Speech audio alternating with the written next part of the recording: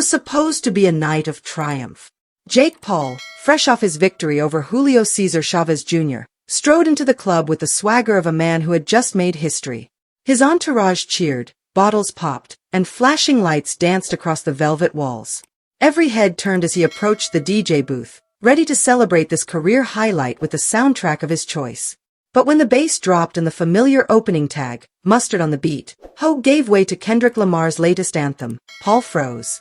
He grabbed the mic mid-track, eyes narrowing through the smoke and strobe lights. "No, Kendrick," he barked. "Turn that shit off. Welcome to celebrity rap life, where the red carpets never roll up and the spotlight never fades. The rewards are legendary. Because in celebrity rap life, every downfall can become a comeback, and every headline tells a deeper story. Hit that like button, subscribe, and turn on notifications so you don't miss a second of what's coming next." The club fell silent for a heartbeat before the DJ obeyed, switching the source to another track. Some in the VIP section laughed nervously, unsure whether to cheer Jake's bold command or question the man who had made waves in both the boxing ring and the YouTube trailer park. Others exchanged glances. Kendrick's N95 had been inescapable since its release, dominating airwaves, playlists, and parties worldwide. Yet here was one of social media's most notorious provocateurs, rejecting the cultural moment on his own terms. Word of the incident spread instantly. Clips surfaced on Instagram stories and TikTok feeds. Jake's curt dismissal, the abrupt cut to something more club-friendly, the confused faces around him. Within hours, netizens flooded the comments. "This is gonna be a cultural thing. Kenny about to get it worse than Ja Rule," one tweeted, referencing the early 2000s rap beef that catapulted Ja Rule into a decades-long stigma. First Adin Ross fires his production team for playing his song, now it's Jake Paul. Others speculated on motive. Was Jake simply tired of the song? Did he believe Kendrick's lyricism too heavy for his celebratory mood? Or was this a calculated attempt to stoke drama and drive engagement? To understand the moment, it helps to look at both men's trajectories. Kendrick Lamar has built his legacy on meticulous craftsmanship, intricate wordplay, and an unflinching examination of personal and societal wounds. From the harrowing streets of Compton to the hallowed halls of the Pulitzer Committee, his rise has been marked by a rare willingness to confront pain head-on, whether through the haunting polyrhythms of To Pimp a Butterfly or the reflective autobiography set to beat on Mr. Morale and the Big Steppers.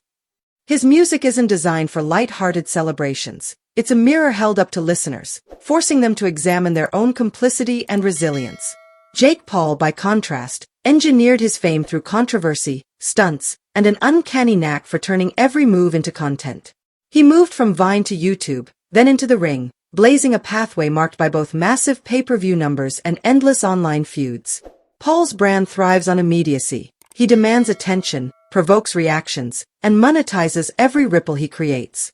So when he rejected Kendrick's song, it wasn't necessarily a critique of the art. It was an event, a moment meticulously orchestrated to keep eyes on him. But as the dust settled, deeper questions emerged. Why has so much pop culture energy been funneled into rejecting Kendrick's work? In recent weeks, we've seen a string of high-profile figures push back against his most recent singles. Twitch star Adin Ross reportedly fired his production team after they overplayed Kendrick's track on his live stream. And now Jake Paul, whose reach spans millions of subscribers and fight fans, makes the same statement in a public venue. Is all of this simply youthful defiance, or is there a broader undercurrent, an unwillingness among certain demographics to confront the weight Kendrick carries? Kendrick's music doesn't pander. He never writes a party song just for the party. His catalog is heavy with themes of systemic oppression, personal anxiety, and cultural introspection. That might not mesh with every environment. A celebratory club night after a hard-fought boxing match may not be the setting for United in Grief. But insultingly dismissing a peer's art in front of thousands underscores the cultural misalignment between two entertainment spheres, the boxer-turned-influencer world and the conscious rap landscape. Among social media commentators, comparisons to Ja Rule have proliferated. In the early 2000s, Ja Rule's feud with 50 Cent and Eminem damaged his credibility, turning public perception against him. He became a punchline, forced into guest verses and reality TV cameos to stay afloat. If Kendrick were to catch the Ja Rule curse, as some fans fear, it might start with celebrities casually denouncing his latest drops. But the difference now, in an era of streaming ubiquity, is that one high-profile rejection seldom kills an artist's momentum. In fact, it often draws more attention to the song in question. Consider the Streisand effect. The more you try to suppress something, the more people seek it out. After Jake's interjection, Google searches for Kendrick's new single spiked. Spotify streams climbed. DJs at other clubs wondered aloud if they should dare play Kendrick at their next event. Whether Jake intended to slam Kendrick or simply log a cheeky moment, the result was a surge in curiosity and, ironically, a deeper penetration of his music into the cultural bloodstream.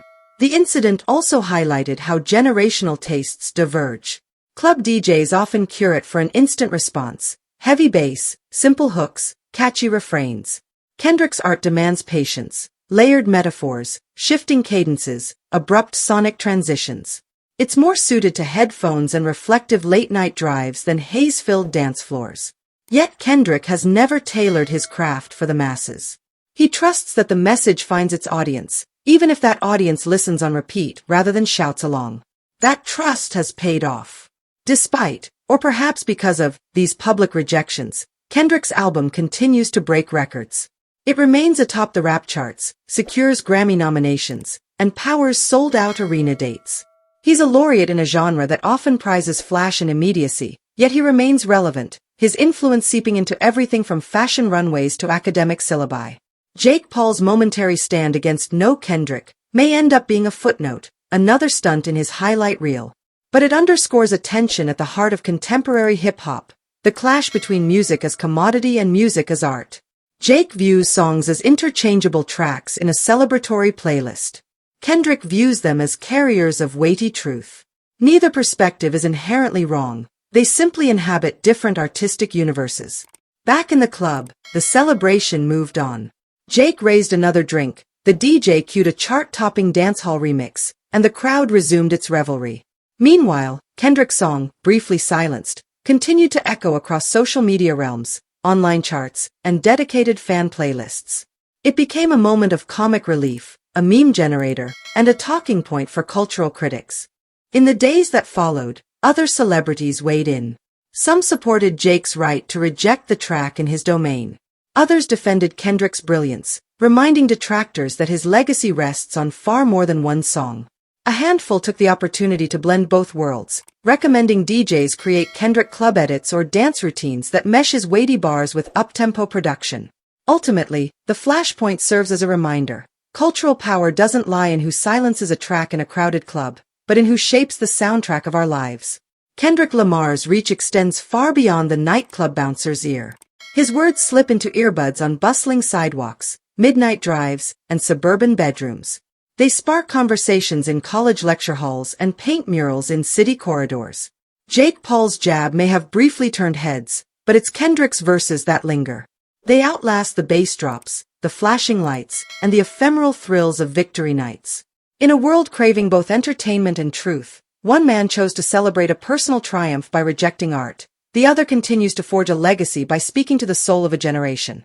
And at the end of the day, when the club lights dim and the DJ packs up the turntables, it's the songs that survive, the ones that demand to be heard, even against the will of those craving simpler pleasures. It's a lesson both for artists and their audiences. Sometimes the most powerful truths are the hardest to play. This story is far from over, and the truth is still unfolding. I want to hear what you think. Drop your take in the comments. And if you don't want to miss the next twist, hit that like button, subscribe, and turn on notifications so you don't miss a second of what's coming next.